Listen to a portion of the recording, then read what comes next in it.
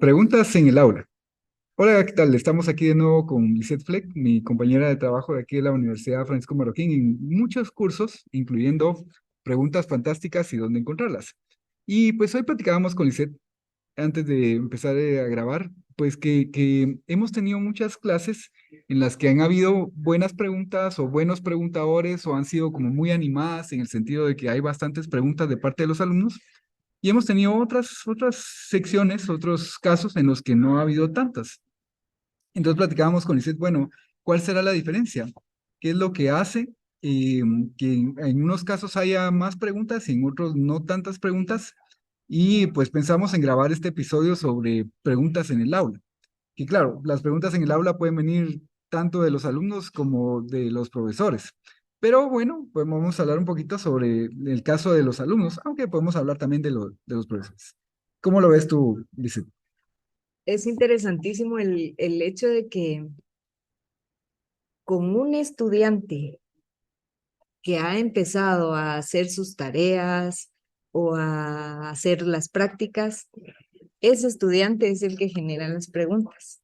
Y cuando él genera las preguntas o genera una pregunta que da origen a más, enriquece más el conocimiento, creo yo, porque uno le tiene que responder y aclararle su pregunta. Y de esas respuestas que uno le da, los demás como que se empiezan a preocupar de que este ya trabajó y qué voy a hacer yo, ¿verdad? Y surgen más preguntas. Creo que lo difícil ahí es lograr que los estudiantes trabajen antes de la clase para que traigan preguntas. Exactamente, ese es un buen punto. Yo creo que varias cosas que dijiste ahí hacen mucho sentido con todo lo que hemos ido hablando, ¿verdad? Por una parte, hablaba de un estudiante que está trabajando, estudiando, que está interesado, básicamente que está interesado. Y como está interesado, de repente ya tiene preguntas, ¿verdad? Obviamente le surgen preguntas porque, como hablábamos en los otros episodios, sin interés no nacen preguntas, sin atención no nacen preguntas. Y lo otro que decías tú también me pareció súper interesante, y es que cuando el estudiante hace preguntas y uno tiene que contestarle, al contestarle, en ese proceso de preguntar y contestar, los demás se van dando cuenta de que, bueno, hay alguien aquí que está encontrando dudas, quiere decir que el material probablemente requiere estudio, requiere cuidado, y entonces también se empiezan a interesar, ¿verdad?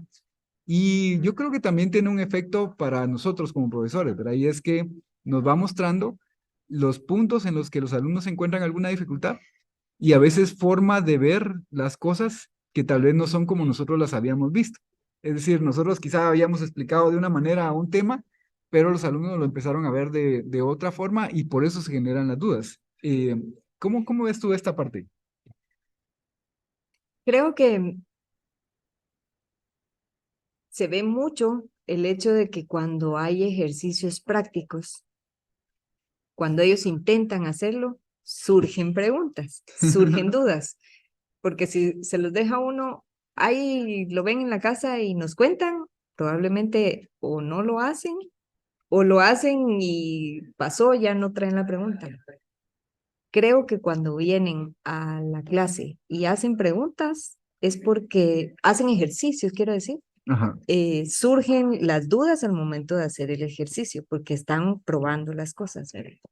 Y a veces, cuando uno empieza a resolver esas dudas, probablemente el contenido que íbamos a cubrir no se cubre, pero también creo que es enriquecedor el ampliar un contenido que no quedó claro. Sí, en eso yo creo que tienes toda la razón, de nuevo, ¿verdad?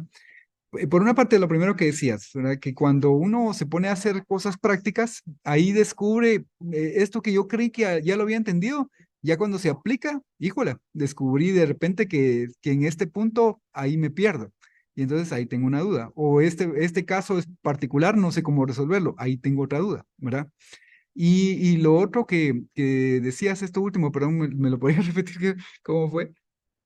Em, que a veces no logramos avanzar en el Ah, contenido porque nos quedamos resolviendo dudas, pero también creo que nos sirve a nosotros, el que haya dudas nos sirve de retroalimentación, porque probablemente asumimos que el contenido quedó claro y cuando vemos las dudas que plantean, no, creo que sí lo expliqué, pero no lo entendieron. Totalmente, pero es que mira, me gustó tanto que hasta se me olvidó la primera vez que lo dijiste.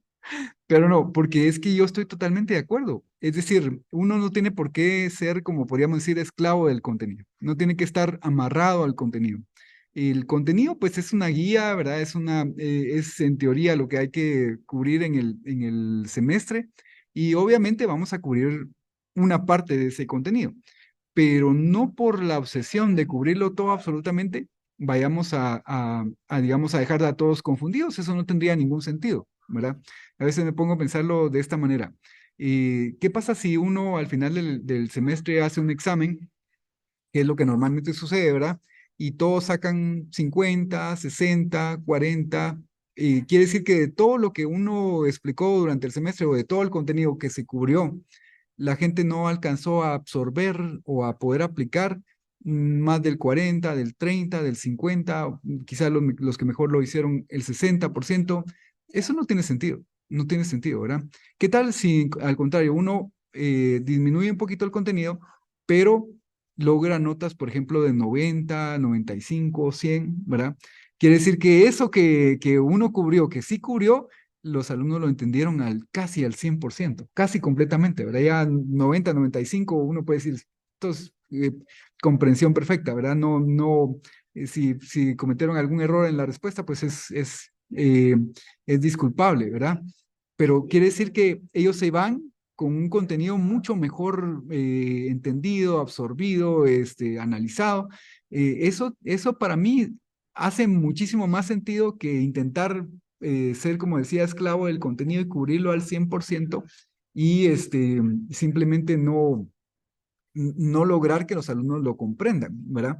Y lo otro que tú decías, sí, ¿verdad? Porque obviamente cuando uno responde dudas, se encuentra con interpretaciones que a uno mismo le sorprenden, porque la pregunta revela que la gente lo está entendiendo de una manera que, wow, dice uno, esto nunca me hubiera imaginado que alguien lo pudiera entender de esa forma, ¿verdad? Pero fíjate una cosa, Lisette, esto ahorita lo estamos hablando, yo creo, porque ahorita estamos dando con Lisette lógica simbólica en este semestre, y es un curso muy práctico. Se oye como muy teórico, pero no, es un curso muy práctico, donde se aplica mucho la teoría, ¿verdad? Y entonces, Liseta, ahorita todo lo que tú hablabas de práctica y de cómo de la práctica salen las preguntas, yo creo que es completamente cierto, pero me preguntaba también, por ejemplo, en cursos que son un poquito más teóricos, como el caso quizá de historia de la ciencia que hemos dado algunas veces, ¿verdad? Este, Ahí también hemos tenido esa mezcla de estudiantes muy inquietos intelectualmente, que aunque el contenido es teórico y que así quizá no hay tantas cosas prácticas que hacer más que presentaciones y de vez en cuando escribir un ensayo o cosas así. De todos modos, salen muchas preguntas en clase cuando hay alumnos que son intelectualmente inquietos, ¿verdad? ¿Cómo has visto tú la experiencia en ese caso? Siento que cuesta más conseguir que los alumnos hablen, porque por naturaleza no van a preguntar. Su naturaleza es no preguntar. Cuesta más, pero media vez logramos encontrar uno o dos que de verdad les interese un tema y pregunten, ya ganamos. Y esas preguntas van a ser las que van a generar interés en los demás. Y Total. también a veces no solo en cursos tan teóricos, sino que digamos, a veces uno diseña el contenido, teórico o práctico, el curso que sea, uno diseña el contenido en función de lo que uno cree que es lo ideal, ¿verdad? Y el ritmo que uno cree que es ideal. Y a veces cuando surgen dudas uno se da cuenta, probablemente para mí este tema era muy fácil y le dediqué tan poquito tiempo. Y cuando surgen las preguntas me doy cuenta que si no aprendieron esto bien no puedo pasar. Y las preguntas van a ser el indicador de que para la próxima vez que yo planifique darme cuenta de que, ok, este tema generó muchas preguntas, generó muchas dudas, tenemos más tiempo. Entonces creo que las preguntas en clase no son solo para ampliar el conocimiento, sino también como punto de referencia para nosotros a la hora de planificar el contenido o de planificar la siguiente clase o de ver de qué manera logramos interesarlos para que hagan más preguntas, porque hay temas que también a veces les llaman más la atención, ¿verdad? Si logramos hacer que esos temas que les llaman más la atención generen preguntas, tal vez logramos que a la larga se vuelva un hábito preguntar. Definitivamente. Eso está buenísimo, ¿verdad? Definitivamente. Bueno, lo de desarrollar el hábito es algo que deberíamos de todos de intentar, pero me gustó mucho la otra parte, porque uno a veces, cuando habla de los contenidos, ¿verdad? Y cómo las preguntas guían el tiempo que haya que dedicarle a una parte del contenido, ¿verdad? Porque muchas veces uno como profesor, cuando está planificando un curso, dice, bueno, primera semana tal cosa, segunda semana tal cosa, como una cosa muy, muy esquemática, muy cuadrada muy, ya metió ahí en cuadritos que son las semanas, ahí metió los contenidos, dividido todo perfectamente, ¿verdad? Pero la realidad no funciona así.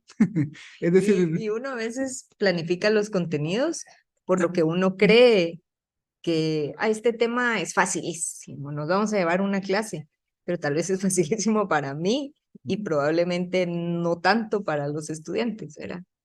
exacto. Entonces, aunque en el papel, ahí en cuadritos, de una semana cada cuadrito, está puesto el contenido perfectamente pensado y uno dice, ah, sí, esto alcanza perfectamente una semana, porque como tú decías, uno dice, ah, esto es facilito, pero no, las preguntas de los estudiantes son las que guían el que uno pueda medir si se está entendiendo, si de verdad están quedando claros los conceptos, si la forma de explicarlo ha sido la más adecuada o quizá haya una mejor manera, ¿verdad?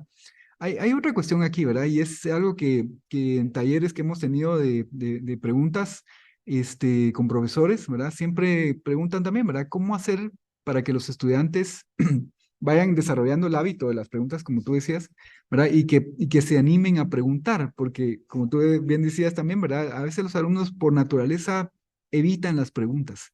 Entonces, ¿cómo hacerlos para forzarlos? Creo que, bueno, no sé, a ver qué opinas tú.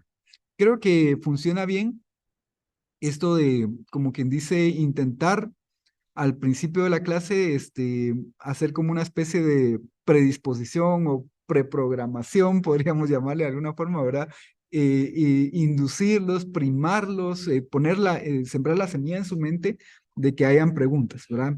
Y uno lo puede hacer diciendo, miren, este tema es importante, necesitamos completa atención y necesitamos que haya muchas preguntas al final, Ujú. ¿verdad? Y por favor, en cualquier momento que surja una pregunta, pueden interrumpir la clase levantando la mano y hacer la pregunta, ¿verdad? No vayan a esperar al final. Es decir, con eso que uno diga al inicio, pero que lo tiene que estar repitiendo constantemente, ¿verdad? De alguna manera los empuja un poquito, los anima, siento yo, los predispone, los preprograma, por llamarlo de alguna forma, ¿verdad? Para que las preguntas salgan. Y los ayuda a ellos también porque, como tú decías, uno por naturaleza pues es tímido, no quiere preguntar, no quiere exponerse a que los demás se rían de su pregunta o algo, ¿verdad? Pero ¿cómo has visto toda esa parte de predisponer a los alumnos para que hagan preguntas? Creo que es una buena práctica, pero cuesta mucho conseguir la respuesta de los alumnos, ¿verdad? Me parece que usted utiliza mucho en su clase de lógica, sobre todo la pregunta del día, Sí. que es una pregunta de cualquier tema relacionado con lógica, pero como para pensar un poquito, no necesariamente relacionada con el contenido. Creo que esto de la pregunta del día es interesante porque motiva la participación, ¿verdad? Porque es una pregunta que no tiene una respuesta buena o mala, pero motiva la participación. Creo que ese es un incentivo como para, miren, hay preguntas que podemos hacer, ¿verdad? Y participen, interésense. Creo que es una buena práctica. Buenísimo. Y creo que nuestro reto como educadores es encontrar técnicas que motiven las preguntas, ¿verdad? Sí. Creo que es lo más difícil porque uno espera que le pregunten, pero es tan difícil lograr que ellos se involucren para preguntar. Es cierto, es cierto. Bueno, y con esto que tú decías de la pregunta del día, es que planteamos preguntas como, por ejemplo, si algún día conociéramos a los extraterrestres, ¿La lógica de los extraterrestres sería igual a la nuestra?